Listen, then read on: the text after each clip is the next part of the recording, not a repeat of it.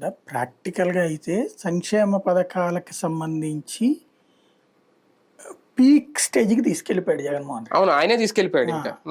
ఇంకా దానికి మించి అంటే డిజాస్ట్రస్ సిచ్యుయేషన్ తీసుకొస్తున్నారు వీళ్ళు. డిజాస్ట్రస్ అన్నమాట. కాకపోతే విశేషం ఏంటంటే మొన్నటిదాకా దాంతో శ్రీలంక అయిపోతుందని రాసినోళ్ళు ఇప్పుడు సింగపూర్ అయిపోతుందని రాస్తున్నారు. అంటే అప్పుడు అప్పు అన్నారు, ఇప్పుడు సంపద అంటున్నారు. మారుతుంది కదా అదే అనేది. పదాలు అక్కడే నాటకం తప్పించి ఫర్ ఎగ్జాంపుల్ ప్రాక్టికల్గా మాట్లాడుకుందాం. చంద్రబాబు నాయుడు అధికారంలోకి వస్తాడు అనుకుందాం. వచ్చిన తర్వాత వెంటనే నోట్ల కట్టలు ఎవడు పారేయడు కదా తెచ్చి. ఏం రావాలి సంపద కావాలంటే ఆయన చెప్పినట్టే హైటెక్ సిటీ. ఆయన పరిపాలించినంత కాలం అయితే లోటు బడ్జెట్లోనే ఉంది, రెవెన్యూ లోట్లోనే ఉంది. రోజు వేజ్ అండ్ మీన్స్ లోన్సే తీసుకున్నారు.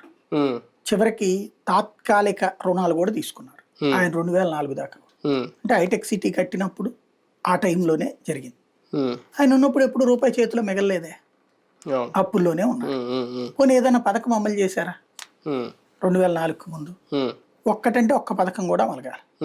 కేంద్ర ప్రభుత్వానికి సంబంధించిన దీపం పథకం ఇచ్చింది అదేనని చెప్పారు తప్పించి ఒక్క కొత్త పథకం కూడా లేదు అప్పుడు.